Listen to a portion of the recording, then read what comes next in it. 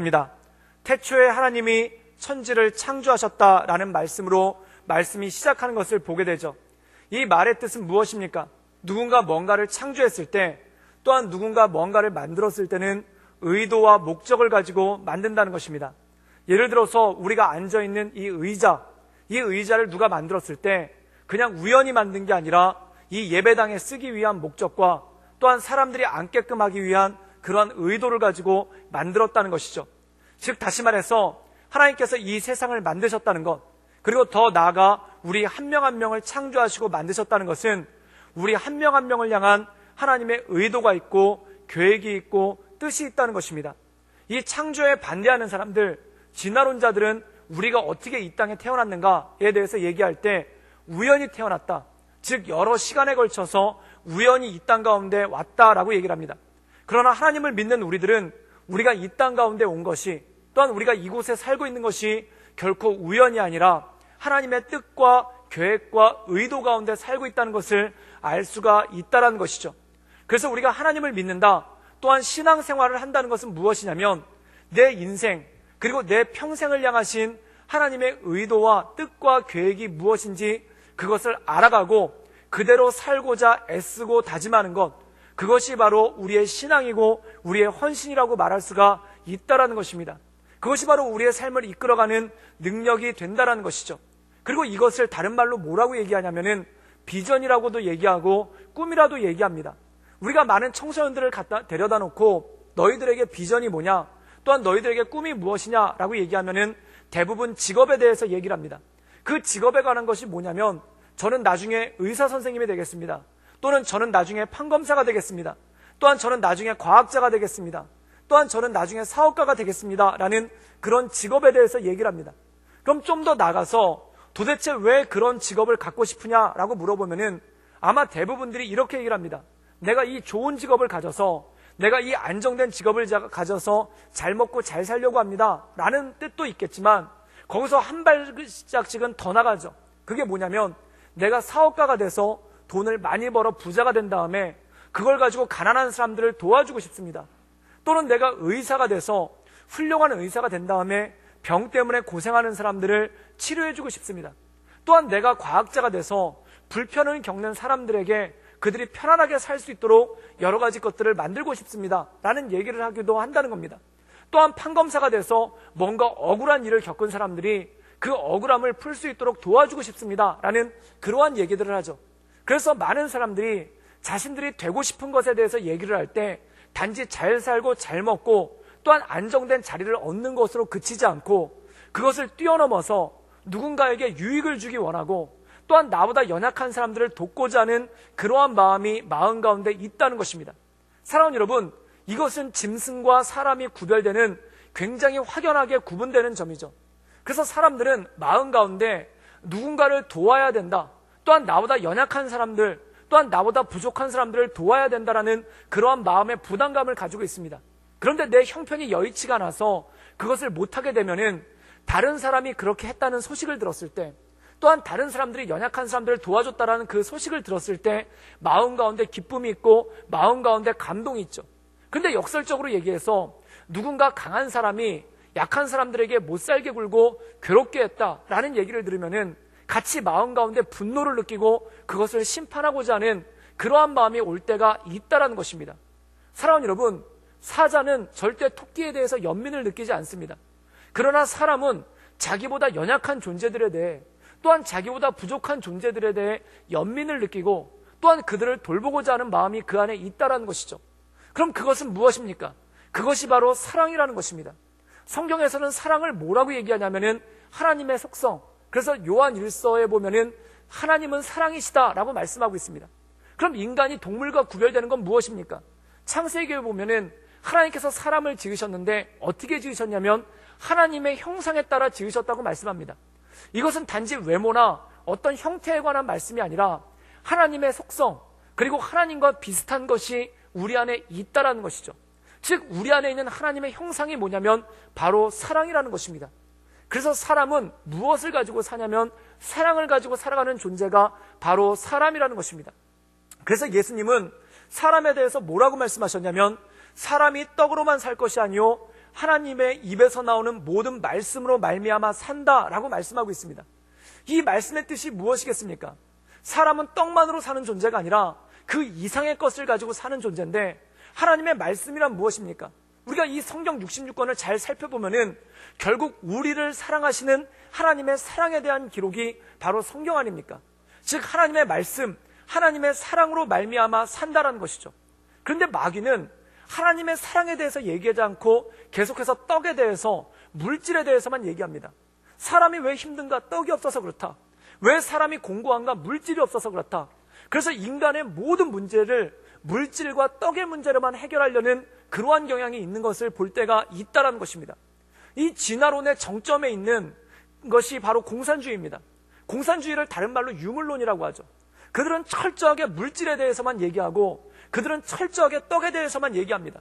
그래서 공산주의자들은 뭐라고 얘기하냐면 모든 것은 물질로 이루어졌고 또한 인간의 모든 활동은 물질, 즉 돈, 떡에 관한 문제이다 라고 해서 그것에만 국한시키는 것을 보게 됩니다. 그런데 하나님을 믿는 우리는 이 세상의 삶이 단지 떡의 문제, 물질의 문제에 국한된 것이 아니라 그것을 뛰어넘어 있는 하나님의 사랑, 즉 하나님의 형상이 우리 안에 있다는 것을 알 수가 있다는 것이죠. 사랑하는 여러분, 예수님께서 말씀하신 사람이 떡으로만 살 것이 아니요 하나님의 말씀으로 산다라는 이 예수님의 말씀, 마태복음 4장 4절의 말씀은 신명기 8장 3절의 말씀을 예수님께서 인용하신 것입니다. 이 신명기 8장에 보면은 만나에 대해서 설명을 하고 있어요. 이 만나는 무엇입니까? 이스라엘 백성들이 이집트를 탈출해서 광야에 나왔을 때 그들이 먹고 살 게 없는 겁니다. 그리고 광야에 무슨 먹을 것이 있겠습니까? 그런데 하나님께서 하늘의 양식인 만나를 내려주셔서 그들로 그것을 통해서 먹고 살게 하셨죠. 그런데 그 만나를 내려주시면서 교훈을 주시는데 그 교훈이 뭐냐면 사람이 떡으로 사는 게 아니라 하나님의 말씀으로 산다는 겁니다. 즉 다시 말해서 하나님의 사랑으로 산다는 것이죠. 그럼 여기서 중요한 것이 있습니다. 단지 만나가 내렸기 때문에 그 만나를 내가 입속에다 놓고 먹어서 그것이 내 몸에 영양분이 되어서 산다라고 한다면 그것은 굉장히 1차적인 겁니다. 그럼 하나님께서 만나를 왜 주셨겠습니까? 우리를 사랑하기 때문에, 또한 우리를 사랑하기 때문에 돌보시고자 원하는 마음이 있어서 만나를 내려주신 것이 아니겠습니까? 사랑하는 여러분, 우리가 어린 아기들을 보면은 어린 아기들은 엄마의 젖을 먹고 삽니다. 그럼 아기는 무엇으로 사는가? 엄마의 젖만 있으면 된다, 엄마의 젖을 먹고 산다 라고 얘기한다면 그것은 반은 맞고 반은 틀리는 거죠. 그럼 엄마는 왜 이 아기한테 젖을 물리고 아이들에게 음식물을 공급할까요? 그 이유는 뭐냐면 사랑하기 때문에 이 아이가 잘 자라고자 하는 마음이 있어서 그 사랑이 표현된 것이 바로 엄마가 자녀들에게 준비해주는, 또한 엄마가 자녀들에게 제공해주는 음식물 아니겠습니까? 그러면 이스라엘 백성들이 만나를 먹고 삽니다. 처음에는 만나를 먹기 때문에 살았다고 생각합니다. 그런데 곰곰이 생각해 보는 거예요. 왜 하나님께서 우리에게 만나를 내려주셨는가? 그 만나를 내려주신 이유가 마치 엄마가 자녀를 사랑해서 그 자녀에게 음식물을 주는 것처럼 우리를 사랑하시는 그 하나님의 마음이 표현된 것이 바로 만나라는 것입니다. 그러므로 우리가 이 세상을 살아가는 것은 무엇이냐면 단지 눈에 보이는 만나, 그리고 내 입으로 씹혀지는 그 만나만을 먹으면서 사는 것이 아니라 그것을 우리에게 주시는 하나님의 사랑으로 말미암아 살아가는 것, 그것이 바로 사람의 능력이고 사람의 힘이라는 거죠. 그래서 예수님께서 사람이 단지 만나를 먹는다고 사는 것이 아니다, 그리고 단지 만나 때문에 사는 것이 아니다, 그것을 우리에게 공급해 주시는 하나님의 사랑, 그래서 그 떡을 먹을 때마다, 만나를 먹을 때마다 하나님의 사랑을 깨달으라 라는 말씀이 그 안에 있다라는 것입니다.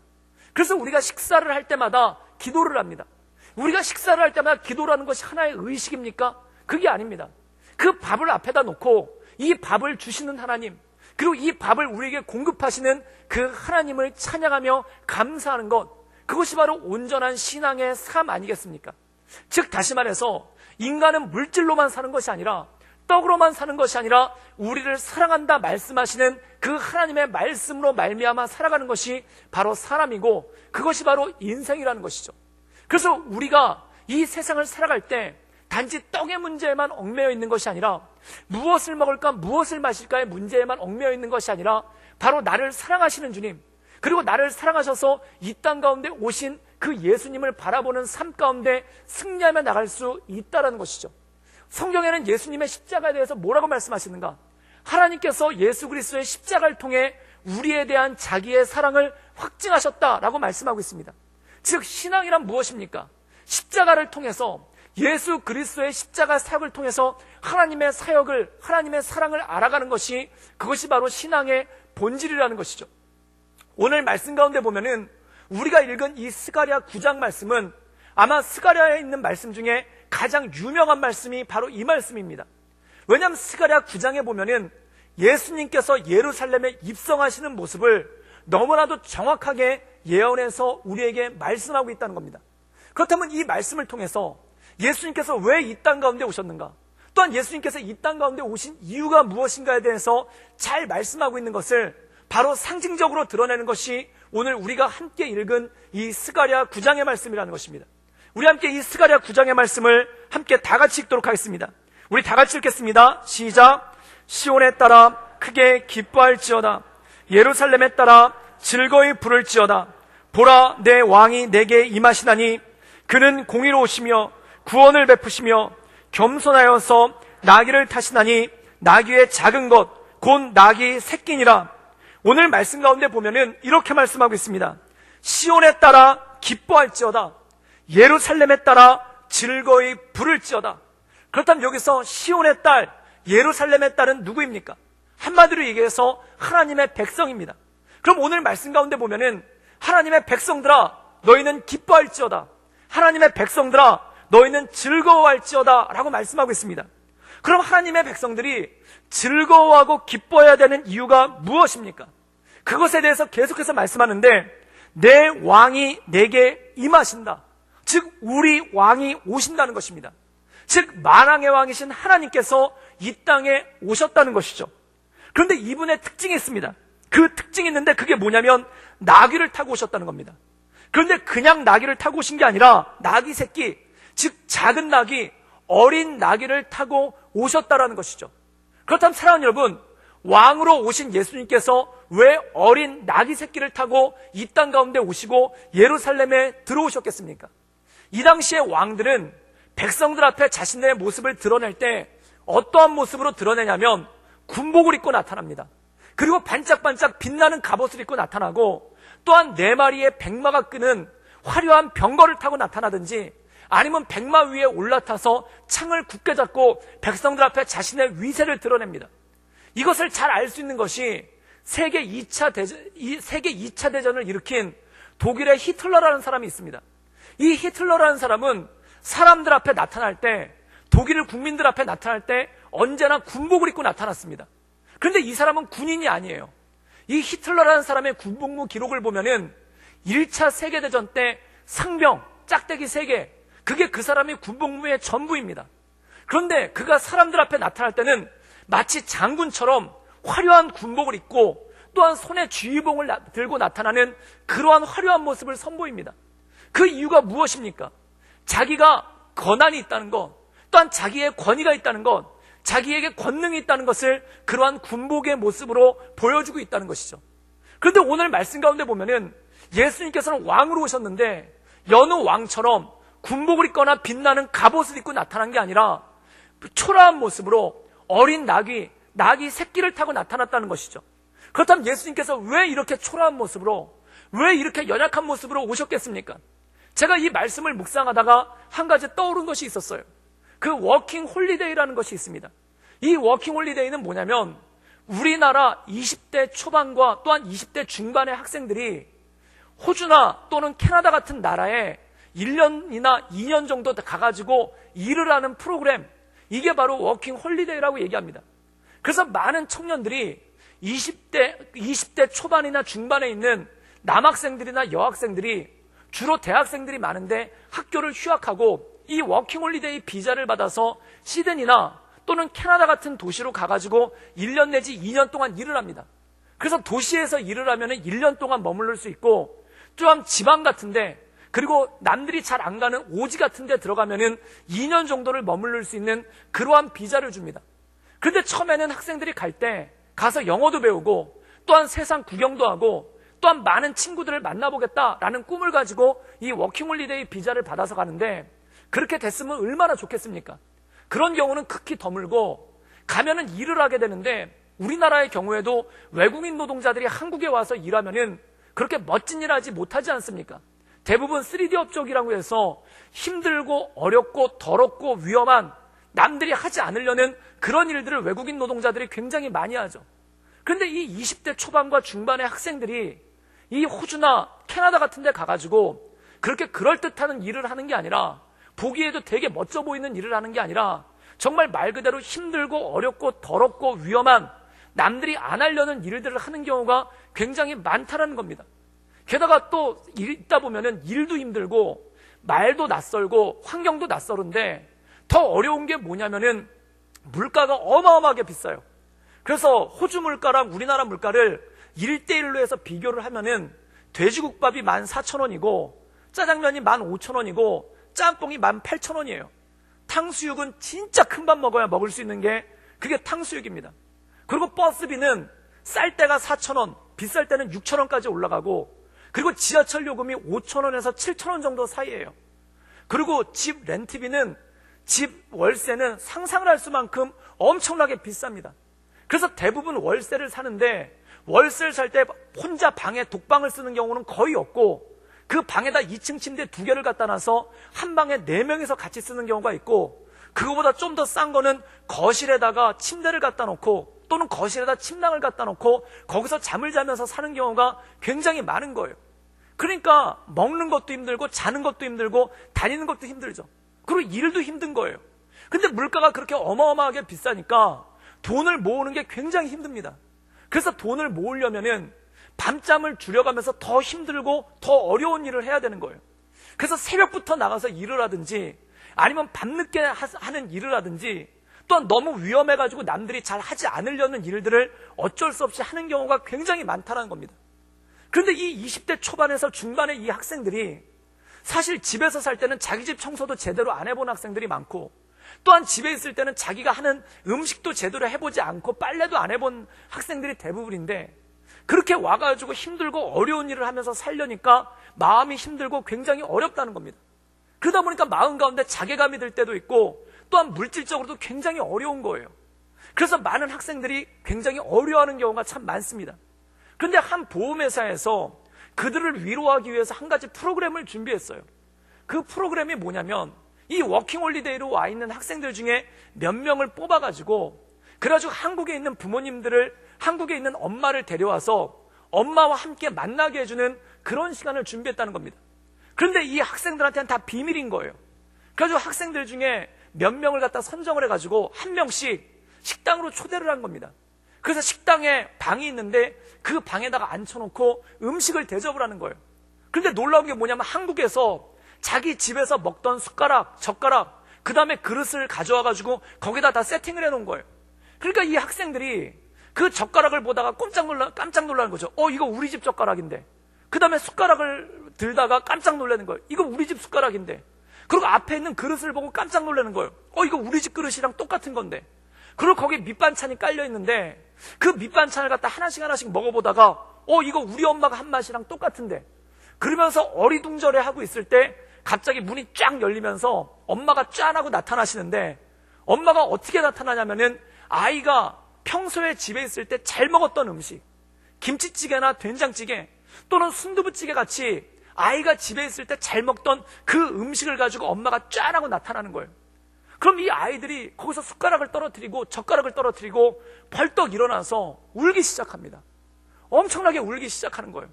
그래서 엄마가 그 김치찌개를 앞에다 넣었는데 그걸 먹을 생각도 하지 않고 엄마를 끌어안고 엉엉엉 한참을 우는 거예요. 그리고 울고 난 다음에 그 다음에 음식을 먹어요. 그런데 그 음식을 먹고 난 다음에 아이들한테 인터뷰를 합니다. 그 인터뷰를 했더니 어떤 학생이 이렇게 얘기를 하는 거예요. 그게 뭐냐면, 김치찌개 맛이 무슨 맛이었는지 하나도 모르겠다는 거예요.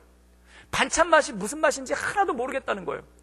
엄마가 와 있다는 게 너무 좋아가지고, 엄마랑 만났다는 게 너무 좋아가지고 무슨 맛인지도 모르고 그러고 먹었더라는 거예요. 근데 제가 그 광경을 보면서 한 가지 놀라운 게 뭐냐면, 엄마들이 짠하고 김치찌개를 들고 나타나는데 드레스를 입거나 한복을 입고 온 엄마가 단 한 명도 없더라고요. 다 어떻게 나타나냐면 앞치마를 두르고, 그리고 집에서 입고 있던, 요리를 하던, 집에서 애들을 위해서 준비하던 그 집에서 입던 옷 그대로 입고 나타난 거예요. 사랑하는 여러분, 우리가 학교 끝나고 또는 회사 끝나고 집에 들어갔을 때 밥을 차려주시는 어머니를 마주하면은 어머니가 드레스 입고 밥을 차려주거나 한복을 입고 차려주는 경우는 극히 없지 않습니까? 대부분 허름한 옷을 입고 또한 거기다가 앞치마를 입고 그리고 몸 곳곳에 음식이 묻어 있고 또 어떤 경우에 어머니에 대한 냄새를 생각해 보면은 늘 주방에서 일을 하니까 몸에 음식 냄새가 배어 있는 그러한 엄마에 대해서 상상하지 않습니까? 그런데 그 엄마가 집에서 차려주던 그 고대로의 음식을 가지고 그리고 집에서 차려주던 그 고대로의 복장을 가지고 애들 앞에 짠 하고 나타나는 거예요. 그랬더니 애들이 거기서 눈물을 흘리고 거기서 울기 시작하는 겁니다. 그 이유가 뭘까요?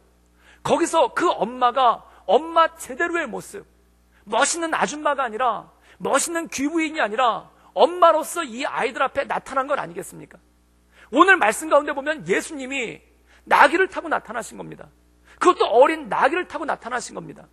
멋진 모습으로 화려한 모습으로 나타난 것이 아니라 예수님께서 나귀를 타고 나타나신 것은 무엇입니까?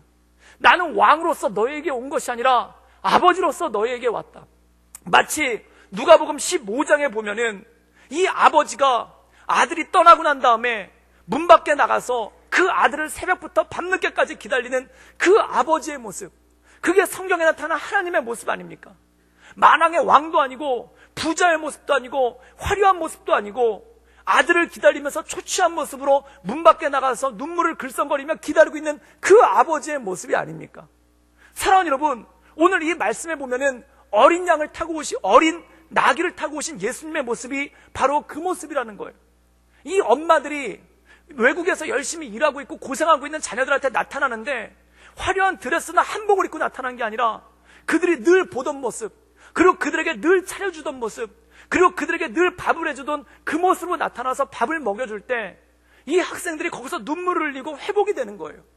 그런데 참 놀라운 건 뭐냐면 그 학생들한테 인터뷰를 하는데 어떤 학생이 이런 인터뷰를 합니다. 열심히 살아야 되는 힘을 얻었습니다. 그 음식 때문에 힘을 얻었겠습니까? 김치찌개 때문에 힘을 얻었겠습니까? 그게 아닌 거예요. 엄마 모습을 봤었을 때 그 마음 가운데 회복이 되는 거예요. 그 회복이 뭘까요?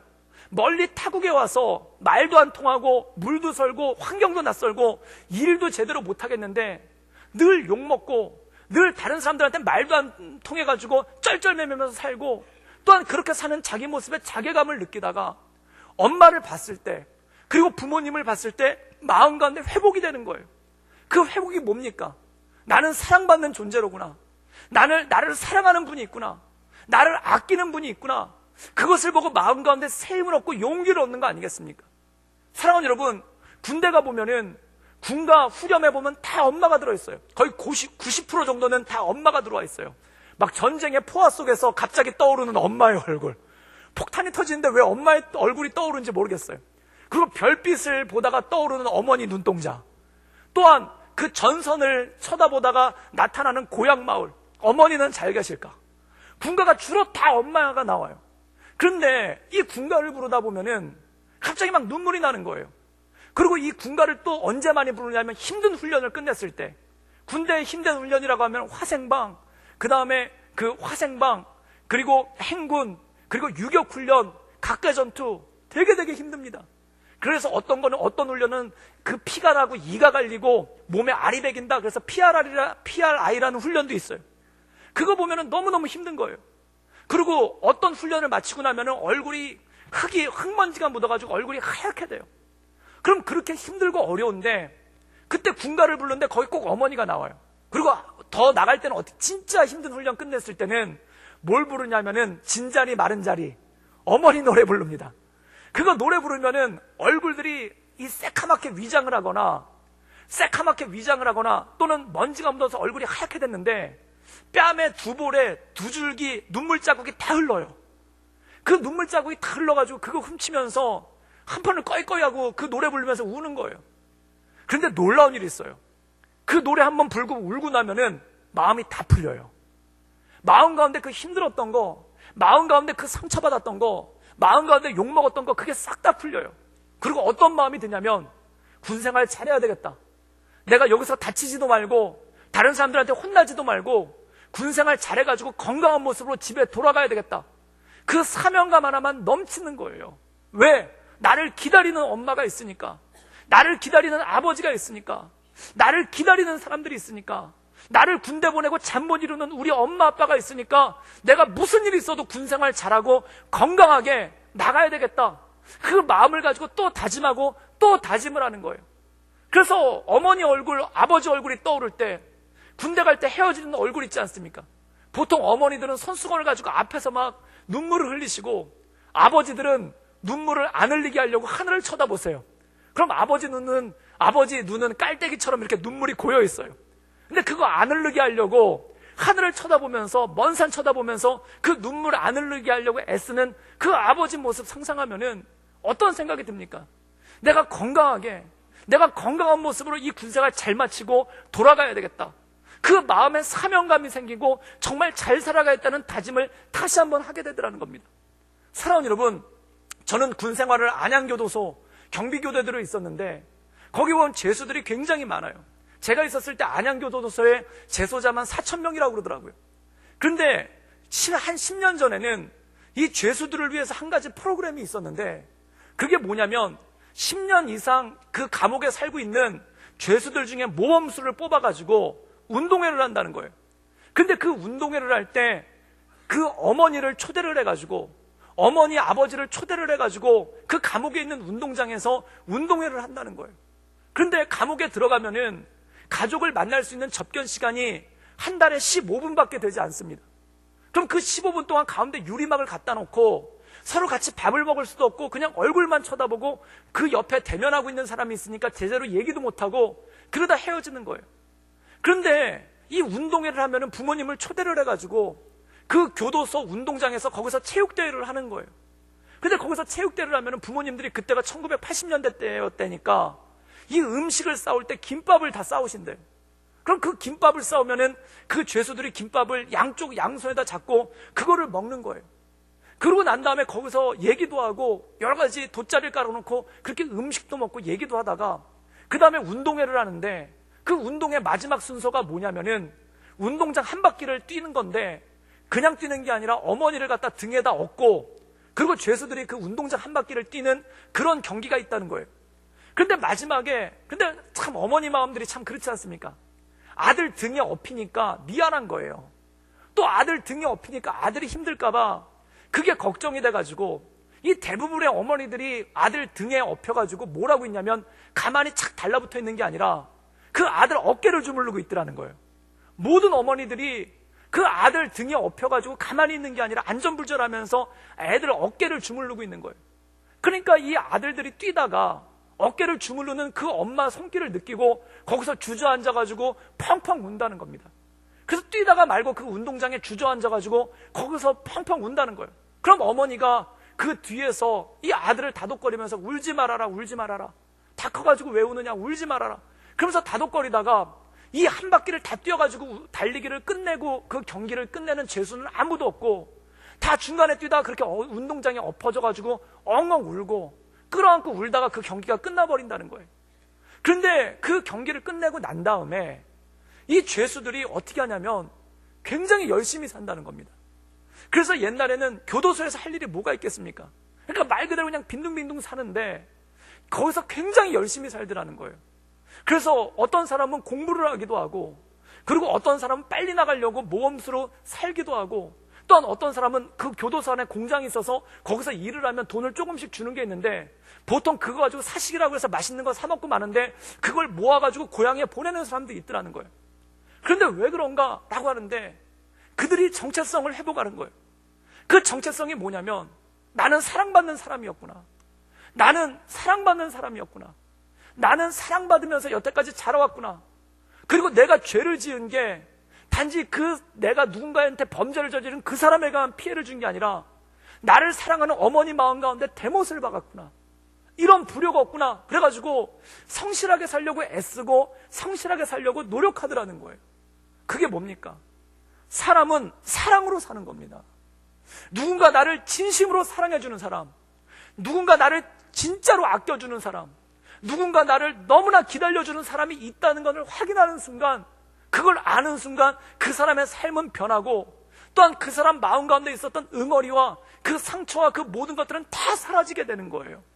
그래서 사람은 떡만으로 사는 게 아니라 사랑으로 사는 능력이 그 안에 있는 것이 바로 사람이라는 것입니다. 그리고 내가 사랑받는 존재라는 걸 알 때, 누군가 나를 너무나 엄청나게 사랑한다는 걸 알 때 마음 가운데 온전한 회복이 나타나기 시작한다는 거죠. 그 대만에서 한번 전도 집회가 있었습니다. 그때 주강사로 홍정길 목사님이 가고, 그리고 간증하시는 분으로 영화배우 차인표라는 분이 그 간증을 했던 적이 있어요. 그런데 이분이 한 10분 정도 간증을 했는데, 저는 그때 청년들을 데리고 지원팀으로 갔다가 이분 간증을 옆에서 들었는데, 그분이 간증하는 게 너무 좋아가지고 일을 하다가 멈춰가지고 잠깐 들었던 적이 있어요. 근데 그분의 간증이 뭐냐면, 그분은 어려서부터 예수님을 믿었던 분이죠. 그리고 교회도 굉장히 충실하게 잘 다니던 분인데, 그런데 이분이 그 신혜라는 분과, 그분도 여배우죠. 이분이랑 결혼을 했는데, 이분이 컴패션이라는 그 어린이 구호단체에 소속이 돼 있어서 1년에 정기적으로 그 외국에 나가서 아프리카나 인도 같은 데 가서 어려운 어린이들을 방문해서 위로하는 그러한 사역을 합니다. 근데 이분이 몸이 안 좋았는지 다른 일정이 있었는지 인도에 있는 시골 마을에 가야 되는데 거기 못 가게 된 거예요. 그래서 자기가 못 가니까 누구한테 부탁을 했냐면 남편한테 부탁을 한 겁니다. 그때 이 차인표 씨가 그분의 표현에 의하면 정말 가기 싫었다는 거예요. 정말 가기 싫어가지고 어떻게든 안 가려고 그 데려가는 팀한테 무리한 요구를 했다는 겁니다. 그래서 무리한 요구를 뭘 했냐면은 비행기를 타고 가는데 나는 비즈니스 티켓을 끊어주지 않으면 안 가겠노라고, 그러면서 막 무리한 요구를 했다는 거예요. 근데 진짜 비즈니스 티켓을 끊어주더래요. 근데 이분이 마음이 되게 안 좋아가지고 가기 싫은데 억지로 가려니까 그 비즈니스 티켓에다가 자기 마일리지를 더해서 1등석을 타고 그러고 갔대요. 근데 1등석을 타고 간 이유가 뭐냐면, 거기 있는 사람들이랑 마주치고 싶지 않아서, 거기 같이 가는 사람들이랑 마주치고 싶지 않아서 그냥 따로 간 거예요. 그러고 난 다음에 거기 인도에 도착을 했는데, 그 시골 마을까지 가는데 버스를 타는데 버스도 낡았고, 그리고 덜컹덜컹거리고 길도 안 좋고, 그리고 에어컨도 안 나오고 모든 게 다 불편한 거예요. 그러니까 이분이 짜증을 내면서 그 시골 마을까지 몇 시간을 차를 타고 간 거죠. 그런데 이분의 표현에 의하면 음식도 안 맞고 잠자리도 불편하고 모기가 자기만 물더라는 거예요. 근데 모기가 그 사람만 물 리가 있겠습니까? 근데 모든 게 다 짜증나고 싫으니까 그렇게까지도 느껴지는 거예요. 그래서 결국 그 시골 마을에 갔는데, 거기 시골 마을에 채석장이 있는데, 그 채석장에서 그 채석장에 들어가기 전에 이렇게 얘기를 하더라는 겁니다. 그게 뭐냐면, 저기 그 인솔하시는 목사님이 저 마을에 가면은 이 세상에서, 이 지구상에서 가장 못 살고 또한 가장 힘들게 살고 또한 가장 어렵게 사는 어린이들이 있습니다. 그 어린이들을 손을 붙잡고 그 어린이들을 안아주고, 내가 너를 사랑한다, 너희들은 사랑받기 위해 태어났다, 하나님이 너희를 사랑하신다, 이 세 마디를 꼭 해달라는 그 부탁을 신신당부를 하시더라는 거예요. 그래서 이분이 그 마을에 있는 채석장에 갔는데, 거기 7살, 6살밖에 안 돼 보이는 그 작은 애들이 그 고사리 같은 손에다 망치를 들고 돌을 깨면서 일을 하고 있는 거예요. 근데 그 아이들을 보니까 손은 다 부르트고, 그리고 러닝 셔츠 같은 걸 입었는데 언제 입었는지, 언제 빨았는지, 언제 갈아입었을지도 모른 때와 땀과 먼지에 쪄들어 있는 그런 러닝 셔츠를 입고, 그리고 그 아이들이 왔는데 언제 씻었는지 모르는 그 얼굴과 그 다음에 냄새가 나는 그 몸을 해가지고 왔는데, 그 아까 목사님한테 들은 말이 있으니까 그 냄새가 나는 그 작은 아이 어깨를 갖다 감싸 안고 그 아이 귀에다 대고 하기로 했던 그 말을 했다는 거예요. 그게 뭐냐면은, 너는 사랑받기 위해 태어났다, 내가 너를 사랑한다, 하나님 너를 사랑하신다, 그 얘기를 하다가 갑자기 예수님의 음성이 들렸다는 겁니다. 그분의 간증에 하면 그 자리에서 예수님을 만났다는 거예요. 그분이 그렇게 하고 있는데 예수님이 뭐라고 말씀하시냐면, 내가 너를 사랑한다, 자기가 했던 그 말 그대로, 자기가 그 애한테 했던 그 말 그대로 내가 널 사랑한다, 너는 사랑받기 위해 태어났다, 그 얘기가 그 마음 가운데 들려오기 시작하더라는 거예요. 그때 이분이 거기서 무릎을 꿇고 한참을 울었다는 거예요. 왜 울었는가? 예수님께서 나를 만나기 위해, 내가 이 아이를 만나기 위해 여기까지 온 것처럼 예수님께서 나를 만나기 위해 이 땅 가운데 오셨구나, 예수님께서 나를 구원하기 위해 이 땅 가운데 오셨구나, 그것이 감격스러워서 거기서 한참을 울었다는 거예요. 그리고 그분이 간증을 합니다. 나는 거기서 예수님을 만났습니다. 저도 그 간증을 듣다가 저도 비슷한 간증이 있어요. 제가 노숙인 쉼터에서 사역하고 있었을 때 그때 노승일 쉼터에서 주일학교를 하고 있는데 그 쉼터 한 구석에서 병풍을 치고 거기서 애들 10여 명을 모아가지고 거기서 찬양하고 말씀 전하고 있는데 그 어떤 아저씨가 병풍을 갖다가 2단 접차기로 차서 날라차기라고 들어온 거예요. 그래서 병풍은 쓰러지고 애들은 다 도망가고, 그리고 그 아저씨가 얼마나 세게 찼는지 병풍을 찬 기운이 딸려가지고 저 앞에까지 떼굴떼굴 굴러서 들어오더라고요. 그리고 굴러서 들어왔는데 그걸로 끝내면 괜찮은데 거기가 방바닥이었는데 그 방바닥에다 이 아저씨가 토하기 시작하는 거예요. 엄청나게 토하더라고요. 뭘 먹었는지 엄청나게 토하더라고요. 그렇게 토해놓고 도망을 가버렸어요. 그러니까 병풍은 쓰러져 있고 애들은 도망가고 그 아저씨도 도망가고 남은 건 저 혼자만 멀뚱하니 서 있는 거예요. 그럼 어떻게 하겠습니까? 치워야죠. 그래서 걸레를 가져다가, 수건이랑 걸레를 가져다가 그 토물을 치우는데 속에서 열불이 나는 거예요. 그래서 속에서 열불이 나면서 어떤 생각이 드냐면, 도대체 내가 여기서 왜 이 사람이 토한 걸 치우고 있어야 되나? 내가 여태까지 살아오면서 우리 엄마가 토한 것도 치워본 적이 없고, 우리 아빠가 토한 것도 치워본 적이 없고, 심지어 내가 토한 것도 치워본 적이 없는데 이 인간이 토한 걸 내가 왜 치워야 되나? 그래가지고 그걸 치우는데 마음 가운데 울분이 터지는 거예요. 그래가지고 진짜 마음 같아서 어떤 생각이 드냐면 그 걸레 집어던지고 나 사역 안 할 거라고, 나 다시는 여기 안 올 거라고 그러고 싶은 마음이 마음 가운데 부글부글 끓는 거예요. 그런데 그 마음을 꾹꾹 눌러 담고 그걸 갖다 걸레로 치우기 시작하는데 그때 마음 가운데 예수님의 음성이 들리는 거예요. 그게 뭐냐면, 내가 너를 좋아한다, 내가 너를 사랑한다, 내가 너를 기뻐한다. 그리고 그 음성을 듣고 그걸 토하다가 그때 깨달았어요. 예수님이 이런 세상에 오셨구나.